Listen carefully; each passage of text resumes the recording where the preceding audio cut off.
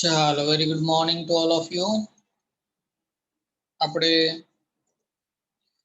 Chapter number 6 ની અંદર અભ્યાસ છે એ કરી રહ્યા છીએ.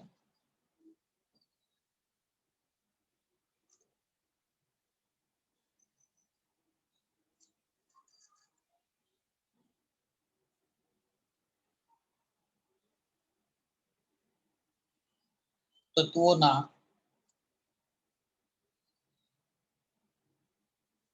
અલગન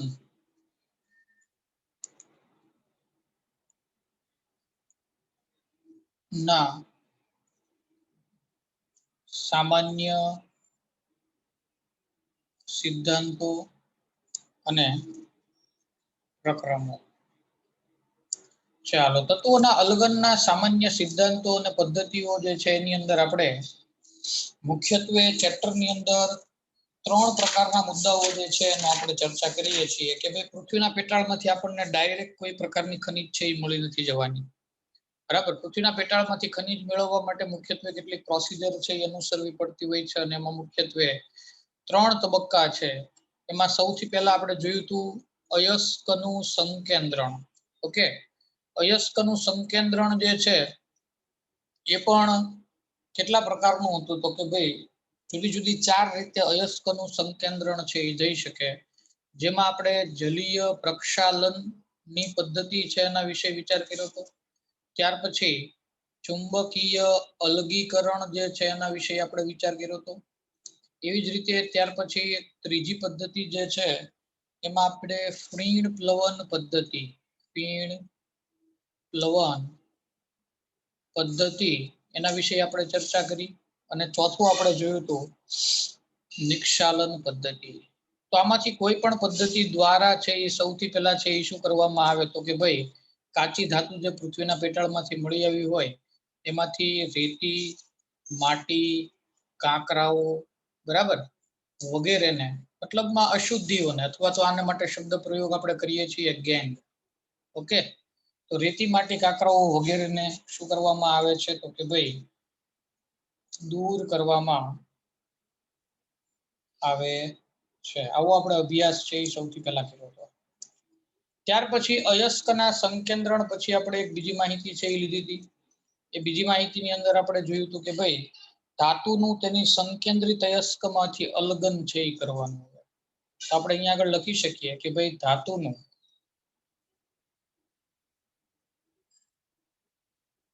તેની સંકેન્દ્રિત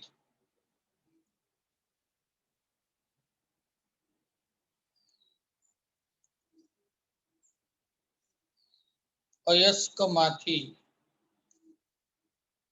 અલગન.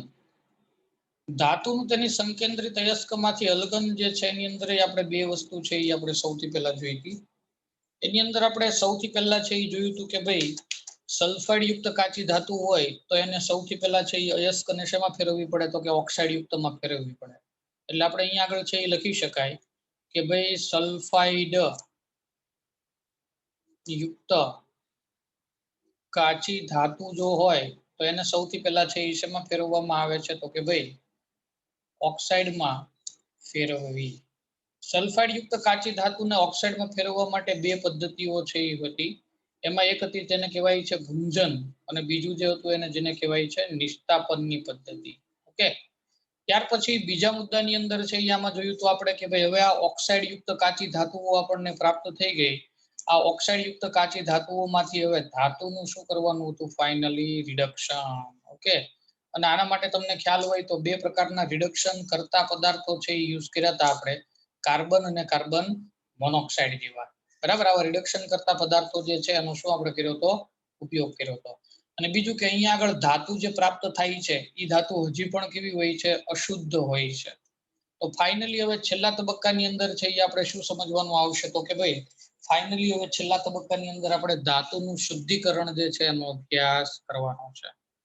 તો ધાતુનું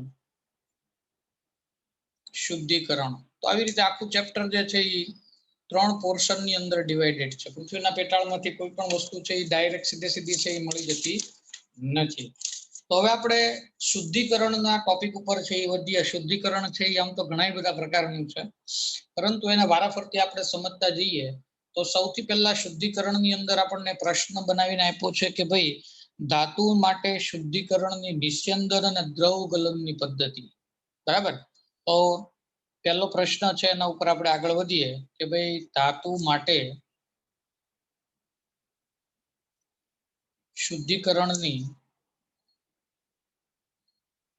નિસ્યંદન અને દ્રવ ગલન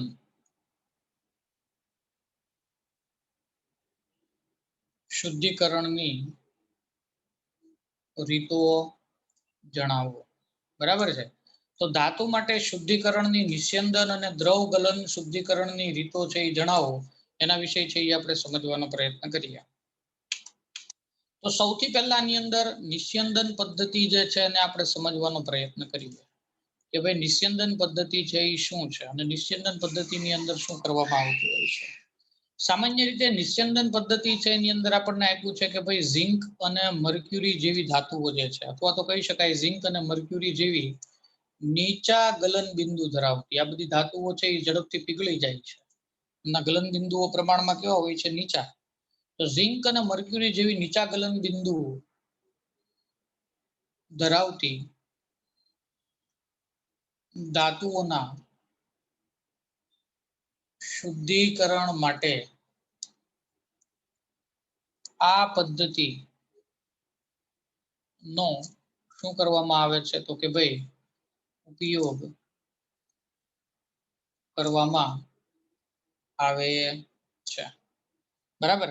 ખાસ કરીને આની અંદર બીજું કંઈ ન હોય પરંતુ અશુદ્ધિઓ અથવા તો આ જે ધાતુઓ છે, બરાબર, એનું બાષ્પીભવન કરી અને શું કરવામાં આવે? તો કે ભાઈ એને દૂર કરવામાં આવે. તો કે ભાઈ બાષ્પીભવન દ્વારા નિસ્યંદનની અંદર છે એ શું કરવામાં આવે? તો કે ભાઈ બાષ્પીભવન દ્વારા અશુદ્ધિઓ અને ધાતુને શું કરવામાં આવે છે? તો કે ભાઈ અલગ કરવામાં આવે છે. ઇંગ્લિશની અંદર આને ડિસ્ટિલેશનની પ્રોસિજર છે એ કહેવાય. તમને ખ્યાલ હોય તો આની અંદર છે એ સામાન્ય રીતે આવી રીતે એક ગોળ તળિયા વાળો ફ્લાસ્ક છે એ લેવામાં આવે. તમે 11મા ધોરણની અંદર નિસ્યંદન છે એ શીખી ગયા છો. બરાબર. ગોળ તળિયા વાળો ફ્લાસ્ક જે છે એની અંદર પદાર્થ લઈ લેવામાં આવે અને ગરમ કરવાને પીગાળી દેવામાં આવે. એટલે આની અંદર અશુદ્ધિઓ પણ શું થયેલી હોય? ભળેલી હોય. બરાબર છે. અહીંયાથી એક બીજી નળી છે એ ગોઠવેલી હોય. એ નળી છે એ સામેની બાજુ બીજી બાજુ છે એ જતી હોય. બરાબર. આની ઉપર છે એ શું રાખવામાં આવ્યું હોય? તો કે ભાઈ પાણીનો સતત પ્રવાહ છે એ પસાર થઈ શકે એવા પ્રકારની એક રચના છે એ રાખેલી હોય. એટલે અહીંથી પાણીનો સતત પ્રવાહ છે એ શું થઈ શકે? પસાર થઈ શકે. જેની વરાળ બને અહીંથી ઠરી અને સામેની બાજુ બીજા પાત્રની અંદર છે એ આપણને શું થશે? એકઠી થઈને મળશે. આવા પ્રકારની એક સામાન્ય રચના છે એ રાખવામાં આવી હોય છે. આની કોઈ સ્પષ્ટ પ્રકારની આકૃતિ હોય તો હું તમને બતાવું એટલે તમને આઈડિયા છે એ આવે કે ભાઈ આ ડિસ્ટિલેશનની પ્રોસિજર જે છે એ કેવી રીતે બનતી હોય છે.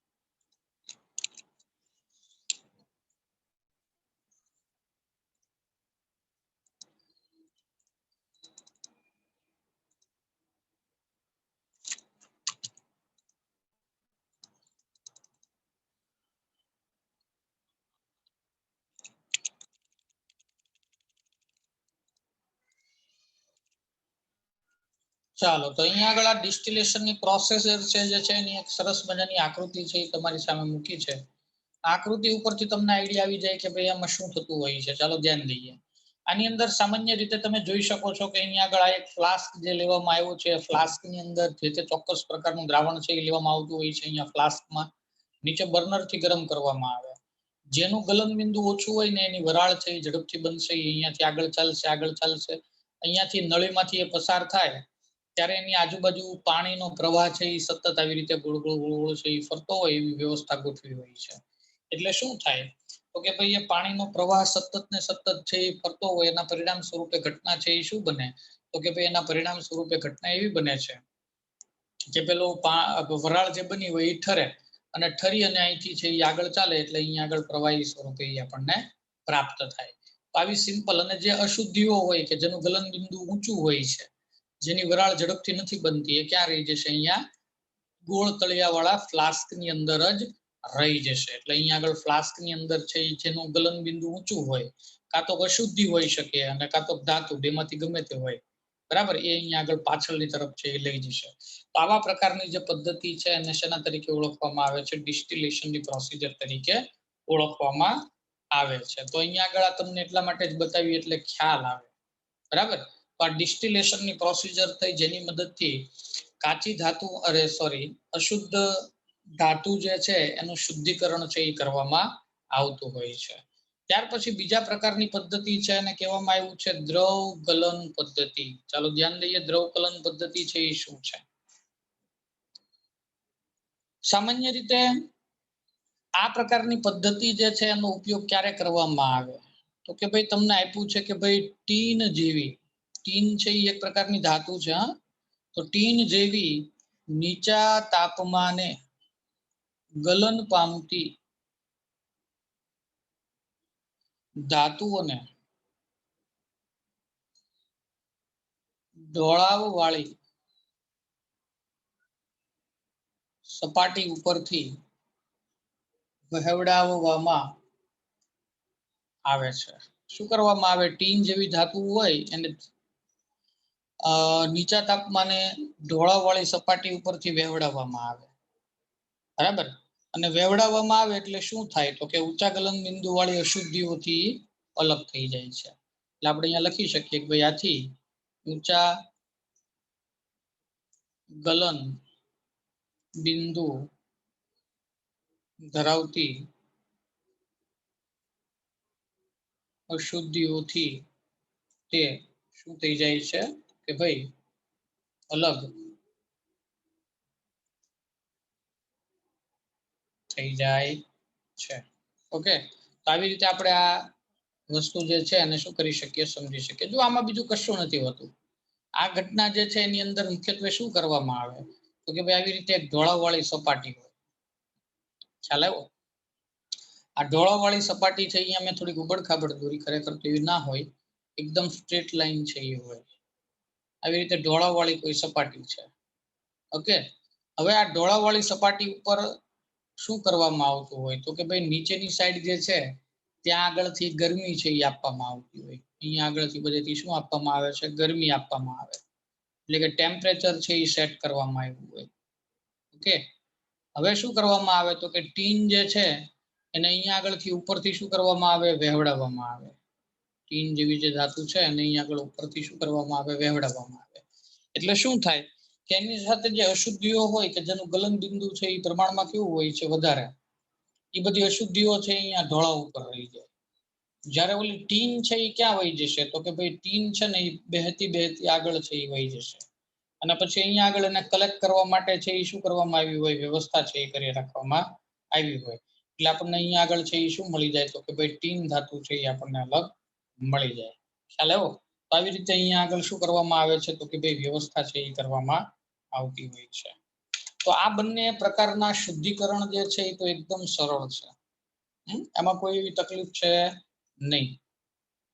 તો આપણે શુદ્ધિકરણની બે પદ્ધતિઓ જે છે એનો અભ્યાસ કર્યો.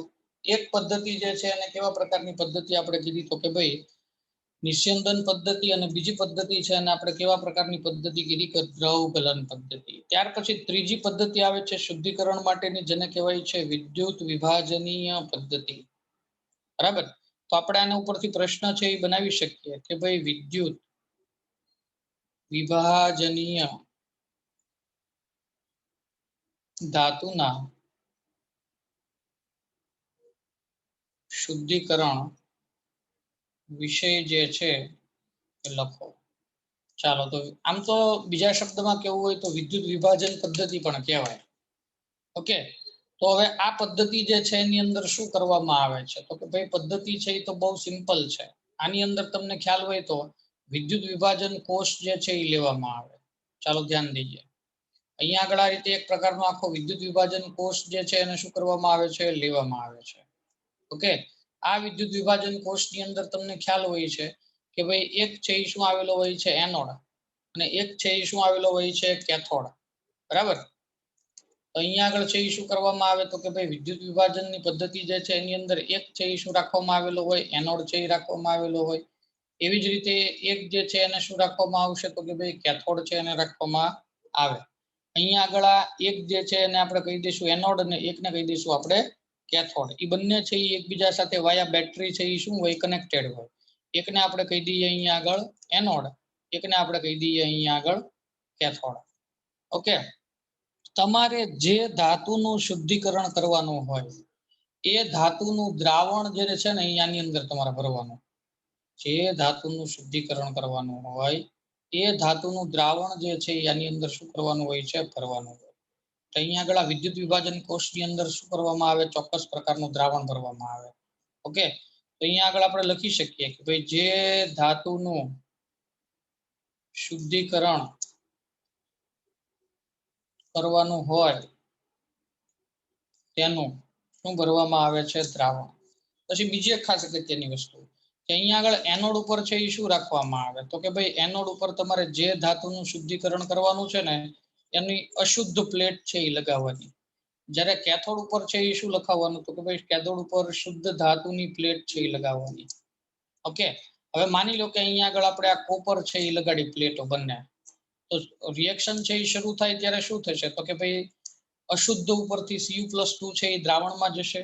આ દ્રાવણ જે છે એ ફોર એક્ઝામ્પલ માની લો કે આપણે કોનું લીધું તો કે CuSO4 નું. એનો મતલબ એવો થયો દ્રાવણમાં ઓલરેડી CuSO4 છે એ હાજર હોય. અને હવે આ દ્રાવણની અંદર જે Cu+2 આયન જાય છે એ આયન છે એ શુદ્ધ સ્વરૂપે ક્યાં જશે તો કે ભાઈ કેથોડ ઉપર છે એ જમા થશે. બરાબર.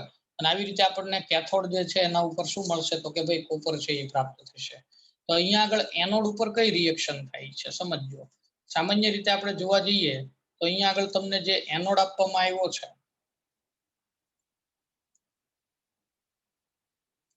એનોડની જો આપણે વાત કરીએ તો સામાન્ય રીતે એનોડ જે છે એના ઉપર કઈ રિએક્શન થાય, ઓક્સિડેશનની રિએક્શન છે એ થાય. ઓક્સિડેશન થવું એટલે કોપર જે છે એમાંથી ઇલેક્ટ્રોન્સ સાથે દ્રાવણની અંદર છે એ જશે એક્વિયસ ફોર્મમાં. બરાબર. જ્યારે કેથોડ જે છે એના ઉપર શું રિએક્શન થશે તો કે ભાઈ રિડક્શનની પ્રોસિજર છે એ થાય.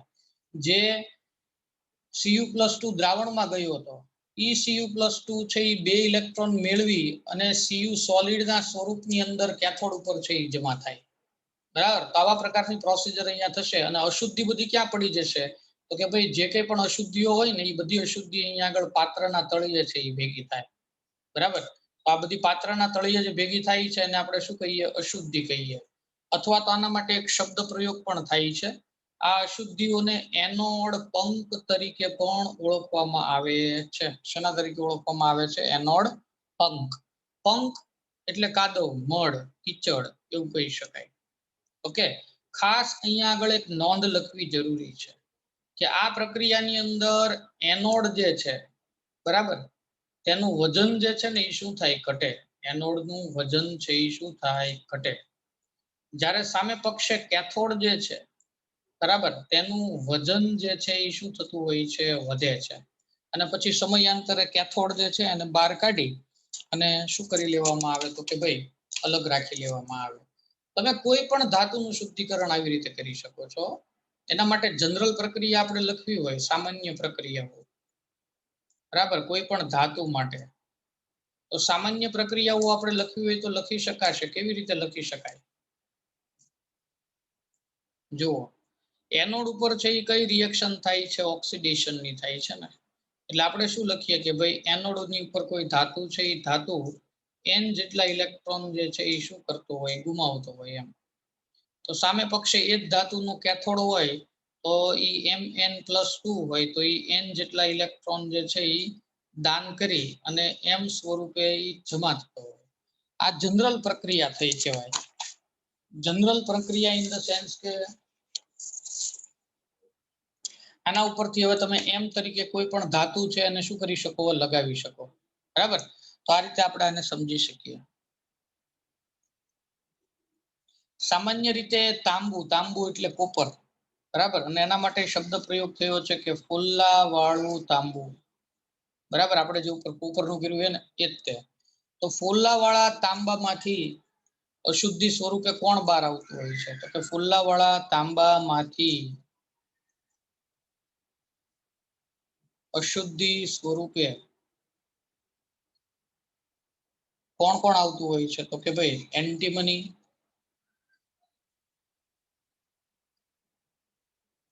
એવી જ રીતે સેલેનિયમ, એવી જ રીતે ટેલુરિયમ, એવી જ રીતે સિલ્વર, એવી જ રીતે ગોલ્ડ. આ બધી છે ને પ્લેટિનમ, હજી બાકી રહી ગયું. પ્લેટિનમ માટે પીટી લખી નાખું છું. આ બધી એઝ અ એનોડ પંક તરીકે જમા થતી હોય છે. ક્યાં? એનોડની નીચે. જ્યારે આપણે ફોલ્લાવાળા તાંબાનું શુદ્ધિકરણ કરીએ ને ત્યારે. ફોલ્લાવાળું તાંબુ એટલે એ તાંબુ જ ગણો ને. બરાબર. કારણ કે આપણે સિલેબસની અંદર બાકીનો ટોપિક્સો નથી એટલે આપણે એનો અભ્યાસ નથી કર્યો.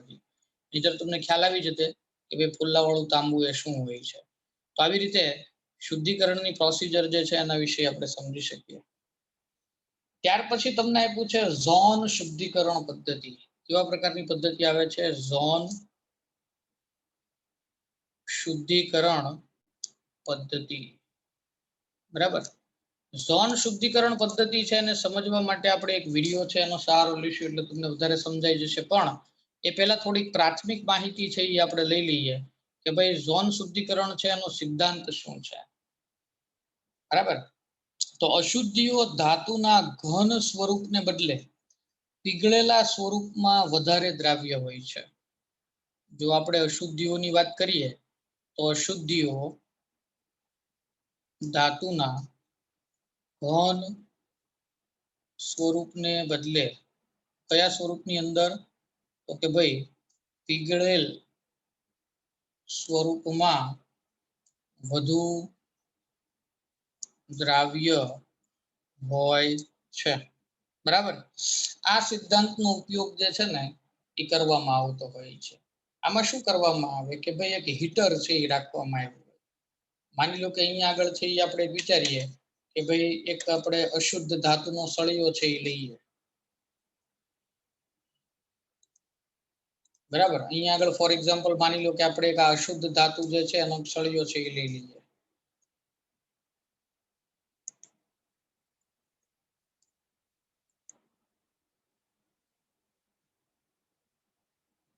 ચાલો અહીંયા આગળ એક અશુદ્ધ ધાતુનો સળિયો છે એ આપણે લીધો. હવે શું કરવામાં આવે કે એક હીટર હોય ને, હીટરને આની ફરતે ફરતે ગોળાકાર હીટર હોય. એ રિંગને આની અંદર ઉપરથી નીચેની સાઈડ અથવા નીચેથી ઉપરની સાઈડે પસાર કરવામાં આવે. મોસ્ટલી તો ઉપરથી નીચે જ આવે. બરાબર. એટલે શું થાય કે હીટર જેટલા ભાગમાં છે એ હોય ને એટલો ભાગ છે એ ધાતુના સળિયાનો શું થાય? પીગળે. અને એટલા ભાગની અંદર રહેલી અશુદ્ધિ પણ સાથે સાથે ધીમે ધીમે ક્યાં આવે? નીચે તરફ છે એ આવતી જાય. બરાબર. આવા પ્રકારની ખાસ એક ટેકનોલોજી છે એને શું કરવામાં આવી છે? બનાવવામાં આવી હોય અને એની મદદથી શું કરવામાં આવે તો કે ભાઈ ધાતુનું શુદ્ધિકરણ છે એ કરવામાં આવતું હોય છે. અને આવી પદ્ધતિ જે છે એને કેવી પદ્ધતિ કહેવાય છે? તો કે ભાઈ ઝોન શુદ્ધિકરણ પદ્ધતિ છે એ કહેવાય. હું તમને આકૃતિ બતાવું એટલે ખ્યાલ આવે. ઝોન ડિસ્ટિલેશન પદ્ધતિ. ઓકે.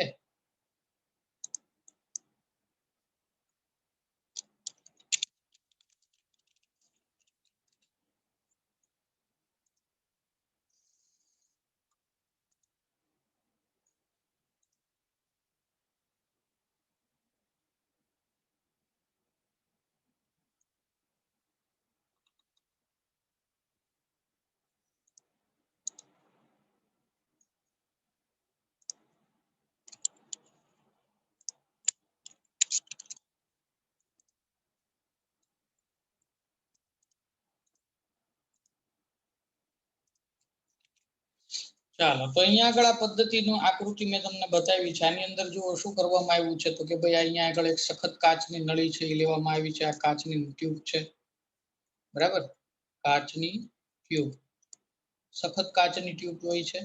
આની અંદર શું કરવામાં આવે તો કે ભાઈ નોબેલ ગેસીસ એટલે કે ઉમદા વાયુઓ જે છે એને ભરવામાં આવ્યો હોય છે. અહીંયા આગળ માની લો કે આવડું આ જે છે એ ધાતુનો સળિયો છે, બરાબર, મેટલ રોડ, જેના માટે શબ્દ પ્રયોગ કર્યો છે. હવે શું કરવામાં આવે કે આવડું આ જે છે ને એ હીટર છે. જોજો આ 3 બોલ જે આપ્યા છે એના નીચે 3 બોલ છે. આખું આમ ફરતું ફરતું હોય ગોળ, બરાબર.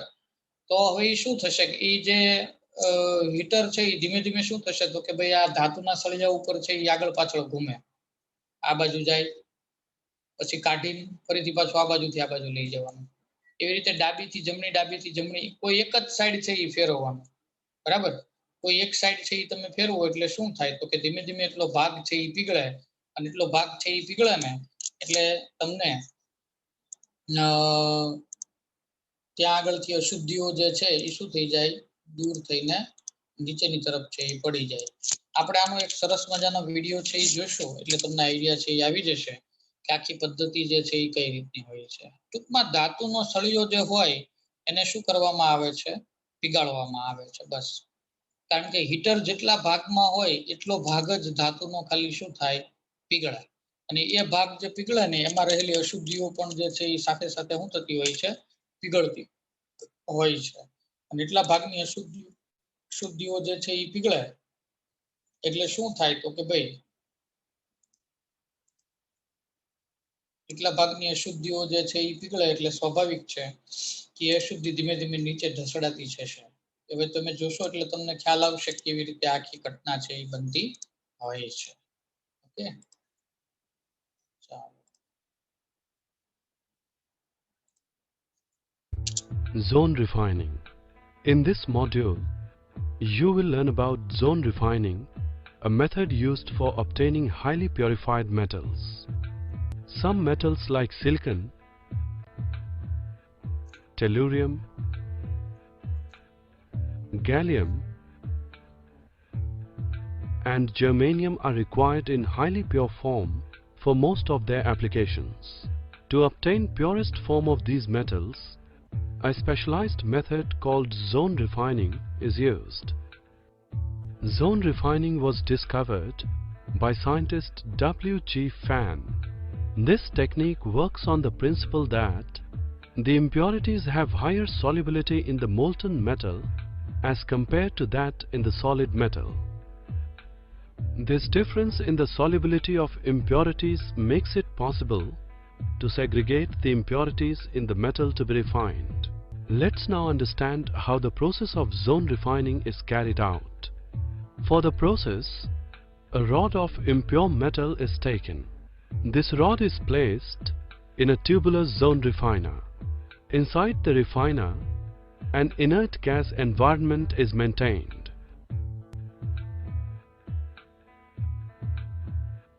A circular mobile heater is placed around the rod. This heater moves along the rod from one end to the other. At a time, heater melts a particular zone or portion of the metal rod along with its impurities. જો અહીંયા આગળ છે ને આ heater જે છે ને એની ફરતો ફરતો જે વચ્ચેનો પાછળનો ભાગ છે ને એટલો જ ખાલી રોડનો ગરમ થશે, બરાબર. એથી વધારે ભાગ ગરમ નહીં થાય. એટલે આટલા ભાગની અંદર જે પણ અશુદ્ધિઓ હોય એ બધી છે એ શું થઈ જશે, પીગળશે. અને એ પીગળીને ધીમે ધીમે જેમ હીટર નીચે આવતું જશે ને એમ નીચે આવશે. As the heater moves to the next zone of the rod, the molten metal of the previous zone gets solidified again. During solidification, heater નીચે આવી જાય ને એટલે પાછળનો ભાગ છે એ જે ધાતુનો હતો એ પાછો ઘન બની જાય. પરંતુ પેલી અશુદ્ધિ જે અંદર હોય ને એ અશુદ્ધિ ઘન સ્વરૂપમાં રૂપાંતરણ નથી પામતી, પરંતુ એ પ્રવાહીમાં રહે. એટલે એ હીટરની સાથે સાથે આગળ ચાલતી જાય. of the metal, impurities of the zone move to newly heated zone or the zone that is in contact of the heater. In other words, as the heater shifts from one zone of the metal rod to another, the impurities also shift to the zone of molten metal. By the time heater reaches to the other end of the impure metal rod, the impurities get concentrated there. The end of the metal rod with concentrated impurities is then removed and discarded. The same process is repeated again and લાસ્ટમાં એને કાપીને શું કરી દેવામાં આવે, દૂર કરી દેવામાં આવે. બરાબર. આ પ્રોસિજર જે છે ને એને વારંવાર છે એ શું કરવામાં આવે, રિપીટ again કરવામાં આવે till a highly pure જ્યાં સુધી આપણને એકદમ હાઈ પ્યોરિફાઈ એટલે કે બહુ ખૂબ જ પ્યોર પદાર્થ છે એ ન મળી જાય, બરાબર, ત્યાં સુધી છે એ વારંવાર છે એને શું કરવામાં આવે, રિપીટ કરવામાં આવે. તો આવી પદ્ધતિ જે છે એને કેવી પદ્ધતિ કહેવાય છે, તો કે ભાઈ ઝોન રિફાઇનિંગ પદ્ધતિ તરીકે ઓળખવામાં આવે છે. આનો ઉપયોગ કઈ કઈ ધાતુઓના શુદ્ધિકરણ માટે ખાસ કરીને કરવામાં આવે એ અગત્યનું છે, બરાબર. તો તમને કીધું છે કે ભાઈ આનો ઉપયોગ છે એ સામાન્ય રીતે કઈ કઈ ધાતુઓ, તો કે ભાઈ જર્મેનિયમ જે છે,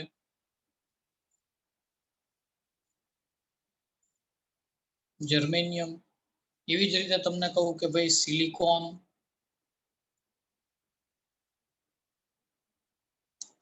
એવી જ રીતે બોરોન, એવી જ રીતે ગેલિયમ અને લાસ્ટમાં એ પૂછે આપણને ઇન્ડિયમ. તો આવી બધી ધાતુઓ જે છે એના શુદ્ધિકરણ માટે આ પ્રોસિજર જે છે એ યુઝ કરવામાં આવતી હોય છે.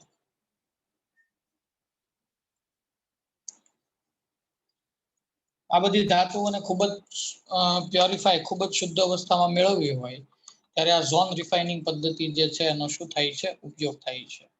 ચાલો, ઝોન રિફાઇનિંગ પછી છે એ આપણે આગળ વધીએ બાષ્પ કલા શુદ્ધિકરણ, બરાબર. ત્યાર પછીનું આવે છે બાષ્પ કલા શુદ્ધિકરણ. ચાલો સમજવાનો પ્રયત્ન કરીએ કે ભાઈ આ બાષ્પ કલા શુદ્ધિકરણ જે છે એ શું છે. ઓકે, સામાન્ય રીતે આપણે જોવા જઈએ તો અહીંયા આગળ આ સિદ્ધાંત જે છે એનો સમજવાનો પ્રયત્ન કરીએ તો સિદ્ધાંતની અંદર બહુ પ્રાથમિક માહિતી આપણને અહીંયા આગળ આપી છે. સિદ્ધાંતની અંદર કીધું છે કે ભાઈ આ પદ્ધતિ જે છે એમાં ધાતુને તેના બાષ્પશીલ સંયોજનમાં પરિવર્તન કરવામાં આવે પહેલા, અને એનું વિઘટન કરી અને ફરી પાછું શું મેળવવામાં આવે, શુદ્ધ ધાતુ. તો અહીંયા આગળ સૌથી પહેલા છે એ શું કરવામાં આવે છે, તો કે ભાઈ જે અશુદ્ધ ધાતુ છે, બરાબર, એટલે અહીંયા આગળ આપણે લખવું પડે અશુદ્ધ ધાતુ. આમ તો અશુદ્ધ ધાતુ જે હોય છે આ અશુદ્ધ ધાતુને શેમાં ફેરવવામાં આવે છે, તો કે ભાઈ તેના બાષ્પશીલ સંયોજનમાં છે એ શું કરવામાં આવે, ફેરવવામાં આવે. બાષ્પશીલ સંયોજનમાં ફેરવા પછી છે એ ફરી પાછું શું કરવામાં આવે, વિઘટન કરવામાં આવે, અને ફરી પાછું વિઘટન કરો એટલે આપણને શું પ્રાપ્ત થાય છે, શુદ્ધ ધાતુ છે એ પ્રાપ્ત થાય છે. એટલે અહીંયા આગળ તમને કીધું છે કે આ પદ્ધતિ છે ને એમાં ખરેખર છે એ કેટલા, તો કે બે સિદ્ધાંત છે એ સમાયેલા છે. પહેલો કયો, તો કે પ્રાપ્ય પ્રક્રિયક સાથે ધાતુએ બાષ્પશીલ સંયોજનનું નિર્માણ કરવું પડે. આ પહેલી કન્ડિશન છે. આના માટેની મીન્સ કે આ પદ્ધતિ જે છે, બરાબર, એ પદ્ધતિ કઈ આમનીમ ન થઈ જાય. એના માટે કેટલીક પ્રાથમિક જરૂરિયાતો છે એ જોઈએ. એ પ્રાથમિક જરૂરિયાતોની અંદર સૌથી પહેલી જરૂરિયાત છે એ કઈ છે, તો કે ભાઈ તમને કીધું એમ કે પ્રાપ્ય પ્રક્રિયકો સાથે ધાતુનું બાષ્પશીલ સંયોજન બનવું જરૂરી છે. એને આપણે શું કહીએ, તો કે અહીંયા પહેલો તબક્કો, બરાબર, આ ફર્સ્ટ તબક્કો જે છે તે કે ભાઈ ધાતુનું બાષ્પશીલ સંયોજન બનવું જોઈએ. પછી પાછું બીજું બાષ્પશીલ સંયોજન તો હવે બની ગયું, પરંતુ આ બાષ્પશીલ સંયોજન જે છે એનું સહેલાઈથી શું થવું જોઈએ, તો કે ભાઈ વિઘટન થતું હોવું જોઈએ. તો અને તો જ આ પદ્ધતિ છે એનો ઉપયોગ કરી શકાય, બરાબર, જેથી કરીને આપણને ધાતુ છે એ સરળતાથી મળે. દાખલા તરીકે આપણે આ પદ્ધતિ જે છે એનું એક ઉદાહરણ લઈએ, અને ઉદાહરણ જે છે એને નામ આપવામાં આવ્યું છે મોન્ડ કાર્બોનિલ પદ્ધતિ. બરાબર, કેવી પદ્ધતિ, મોન્ડ કાર્બોનિલ પદ્ધતિ. આ મોન્ડ કાર્બોનિલ પદ્ધતિ છે એ આ બાષ્પકલા શુદ્ધિકરણનું એક ઉદાહરણ છે. તો જુઓ અહીંયા આગળ મોન્ડ કાર્બોનિલ પદ્ધતિ જે છે ને એમાં અશુદ્ધ નિકલ છે ને એમાં શુદ્ધ નિકલ મેળવવામાં આવે. સૌથી પહેલા શું કરવામાં આવે તો કે ભાઈ જે અહીંયા આગળ અશુદ્ધ નિકલ છે એની રાસાયણિક પ્રક્રિયા છે ને એ કોની સાથે કરવામાં આવે તો કે ભાઈ 4 મોલ કાર્બન મોનોક્સાઇડ સાથે થાય. કયા તાપમાને થાય તો કે ભાઈ 330 થી લઈને 350 કેલ્વિનના તાપમાનના ગાળામાં થાય. એટલે રાસાયણિક પ્રક્રિયા થઈ અને પ્રક્રિયાના પરિણામ સ્વરૂપે શું બને તો કે NiCO4. બરાબર. એટલે આ પદાર્થ જે બન્યો એને શું કહેવાય છે તો કે ભાઈ આને કહેવાય નિકલ ટેટ્રા કાર્બોનિલ. ઓકે. ત્યાર પછી તો કે ભાઈ હવે જે આ નિકલ ટેટ્રા કાર્બોનિલ પદાર્થ છે એ બન્યો, આ નિકલ ટેટ્રા કાર્બોનિલ જે છે એને 450 થી લઈ 470 કેલ્વિન તાપમાને છે એ શું કરવામાં આવે ગરમ કરવામાં આવે. એટલે વળી પાછો આ નિકલ ટેટ્રા કાર્બોનિલ છે એ તૂટે એટલે નિકલ અને કાર્બન મોનોક્સાઇડ છે એ પાછો મળે. પણ અહીંયા આગળ હવે જે નિકલ પ્રાપ્ત થયું હોય ને દીકરાઓ એ કેવા પ્રકારનું હોય શુદ્ધ નિકલ હોય. તો જો અહીંયા આગળ આ બંને તબક્કાઓ છે એ ફૂલફિલ થાય છે. આ નિકલ ટેટ્રા કાર્બોનિલ જે છે એ બાષ્પીય સંયોજન છે, બાષ્પશીલ સંયોજન છે. બરાબર. આ બાષ્પશીલ સંયોજન છે એ બન્યું છે અને બાષ્પશીલ સંયોજનનું શું થતું હોય છે વિઘટન થઈ જતું હોય છે. આવી જ એક બીજી પદ્ધતિ છે જેને કહેવાય છે વાન આર્કેલ પદ્ધતિ. કેવી પદ્ધતિ કહેવાય છે વાન આર્કેલ પદ્ધતિ. અને વાન આર્કેલ પદ્ધતિની મદદથી પણ શું કરવામાં આવે છે શુદ્ધિકરણ કરવામાં આવે છે. સામાન્ય રીતે ઝિર્કોનિયમ એટલે કે ZR અને ટિટેનિયમ એટલે કે TI બરાબર એનું શુદ્ધિકરણ જે છે ને એ આ વાન આર્કેલ પદ્ધતિથી કરવામાં આવે છે. આ બંને પદ્ધતિ પરીક્ષાની અંદર પૂછી શકાય એવી છે, ઇમ્પોર્ટન્ટ છે. ઓકે. તો આ પદ્ધતિ છે એની અંદર શું કરવામાં આવે તો કે ભાઈ અશુદ્ધ ધાતુ જે છે એને આયોડિન સાથે શૂન્ય અવકાશ કરેલા પાત્રમાં ગરમ કરવામાં આવે. શું કરવામાં આવે છે સૌથી પહેલા મેં કીધું એમ કે ભાઈ અશુદ્ધ ધાતુ જે છે એને આયોડિન સાથે કેવા પાત્રની અંદર તો કે ભાઈ શૂન્ય અવકાશ કરેલ પાત્રમાં શું કરવામાં આવે છે તો કે ભાઈ ગરમ કરવામાં આવે. બરાબર. ગરમ કરવામાં આવે એટલે શું થાય તો કે ધાતુનું આયોડાઇડ સંયોજન છે એ બને. કેવું બનશે ધાતુનું આયોડાઇડ સંયોજન જે છે એ શું થાય બને.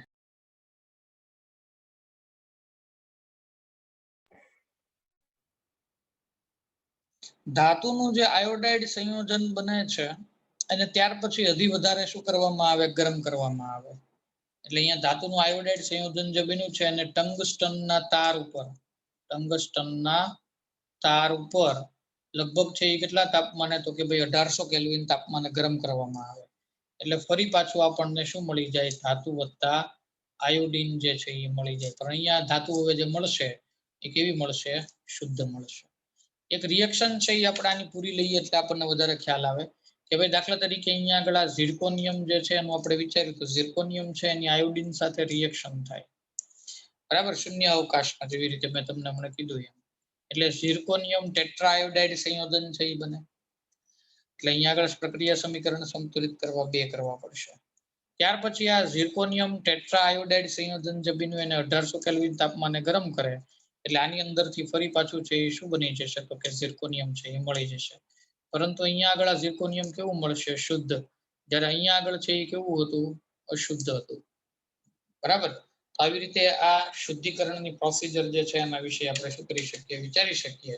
અને ત્યાર પછી ધાતુના શુદ્ધિકરણની એક છેલ્લી પ્રોસિજર અને આધુનિક ટેકનોલોજી તમને આપી છે જેને કહેવાય છે ક્રોમેટોગ્રાફી પદ્ધતિ. ઓકે.